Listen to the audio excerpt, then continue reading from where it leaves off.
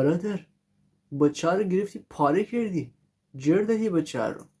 جکی جان و بروسلی از چک توی رزماشون استفاده نمیکردن، یه خورده رم داشتن، تو دیگه بیرمی بره.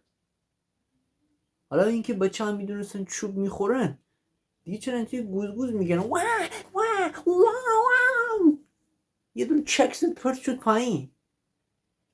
فقط اون آخریه خوشم آمد، یه 180 باز کرد، من گفتم الان پاره میشه اصلا. گفتم الان خشک پشکش پاره میشه. دیدن من خدا رو شکر پاره نشد. آرامتر دیگه بره، تو رو جو گرفته، تو مواد زدی گل کشیدی، آرامتر ده بره. مرد صعبی.